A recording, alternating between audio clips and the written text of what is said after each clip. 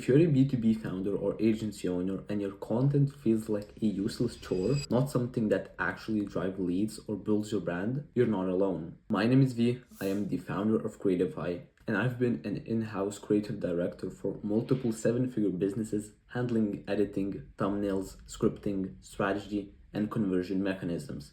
Now, I help B2B founders build authority online, attract and pre-sell leads, and stop wasting time on content that doesn't actually grow the business. We're not making content for views, we're making content for leverage. And today, I am breaking down the exact three-phase content strategy we used to get one of our clients, Tariq Gabali, a seven-figure agency owner, hit 2.7 million views on a single video. But more importantly, I'll show you how we turn that virality into actual leads. No fluff, no guesswork, no cloud chasing, just actual work. Let's get into it. So Tariq runs a successful agency, and like most of my clients, he's not trying to become a creator.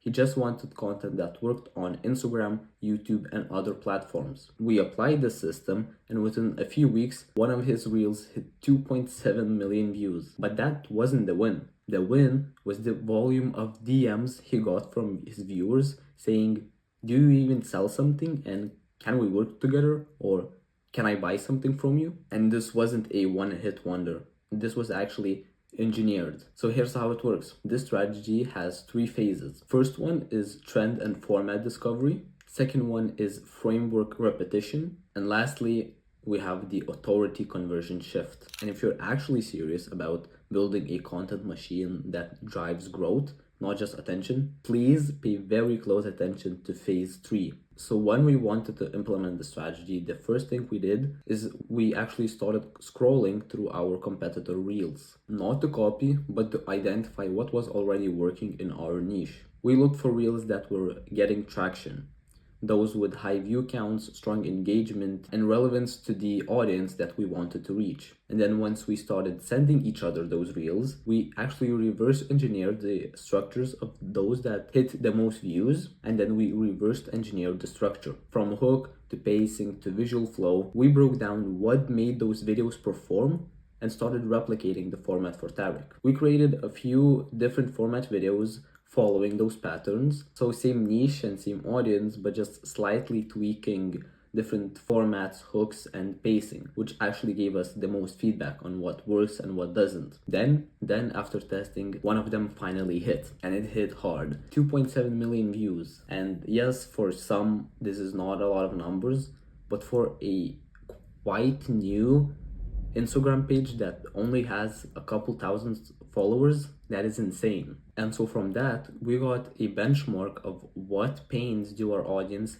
feel the most. And so once we have a video that hits, we go straight into the phase 2, which is framework repetition.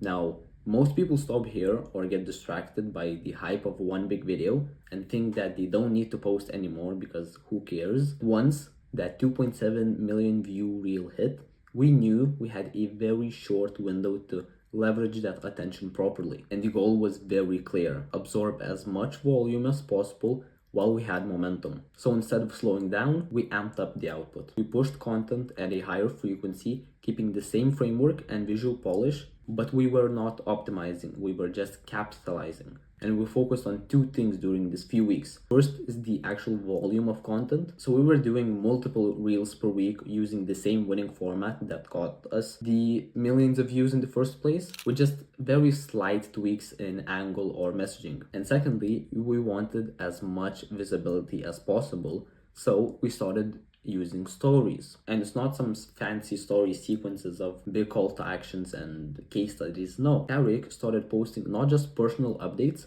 but quick actionable pieces of advice. And those were not scripted, they were just really raw and valuable sort of snippets from his day. Just literally taking your iPhone and filming a selfie video explaining some daily tip. And the entire point was to make sure his face kept showing up every day to every new follower. It wasn't about likes, it was about relationship building at scale. And that set the stage perfectly for what came next. The phase 3, which is authority conversion shift. I know the names are fancy, but give me a break, okay? They're kind of cool. But here's where most founders and content teams fall off. Once they hit a viral video, they keep trying to chase the next one. But views don't mean anything if the content isn't aligned with what you actually sell. So in phase 3, we pivoted from visibility to positioning. We kept the same editing quality, same pacing, same visual hook, but the message changed. Here's how we did it. First, he started giving away highly specific value. No broad takes, but insights that only someone deep in the game would know. This immediately filtered out the wrong audience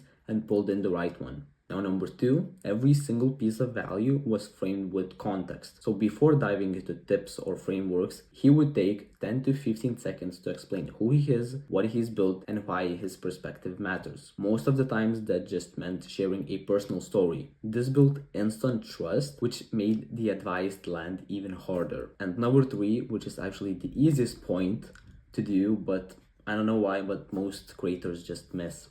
And it is that every video ended with a strong indirect CTA. So nothing hypey, but just very, very clear. For example, we would just say, DM me if you're this, or comment the word sales if you think that you're this. Very, very simple, but it actually worked and our engagement skyrocketed. And if you're asking, yes, the views did drop, but that is completely normal. As I said before, we're not trying to become influencers or creators. We're here to just make money. And talking about that, his DMs were filled with serious people asking to work with him, because at that point the content was no longer just good, it was actually intentional. The first reel that really hit and that I'm talking about pulled a lot of athletes that wanted to become business owners, and we leveraged that pain points to actually make content only talking about Tariq's personal story about how he became a business owner from an athlete and what can you do to do the same. So if you're trying to scale content on Instagram and convert traffic into real revenue, here's what actually matters. I actually made this checklist of how to scale on Instagram the smart way. If you want me to discuss these points more in depth, just comment down below which one and I will definitely do it. But first, what we want to focus on is clear profile positioning. So here are some of the examples that you can copy from. Second is scroll stopping reels that teach, not just entertain. Now third, I touched about them a little bit before, and it's story sequences that move people toward action. I'm probably gonna make this my next video because this is a part where not a lot of people understand how to do. A lot of people teach how to do great reels or great YouTube videos, but not a lot of people teach how to leverage stories. So I'll try to teach you that as well. And then another one is, of course, strong CTAs that don't feel salesy. Then repetition and refinement, not just random posting. Of course, we want volume, but we also want to see refinement. And the best way to do so is not to check Instagram metrics and likes on what videos works. It's actually to use stories. And the best way to do so is just be a normal human being. Just ask your viewers which video you like the most and what videos you would like me to post next. It is very, very simple, but not a lot of people do it.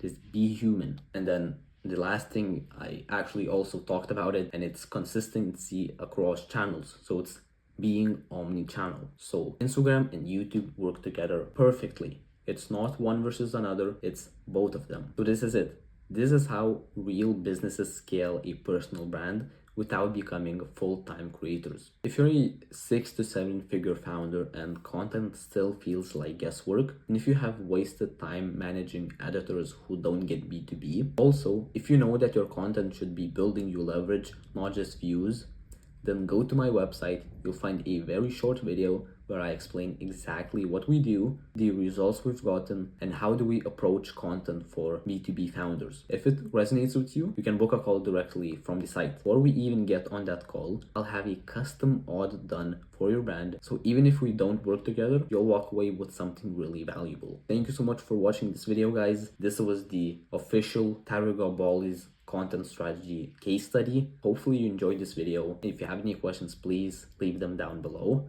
This is a new channel, so every piece of engagement is very appreciated. So yeah, thank you so much guys for watching. I'll see you on the next one.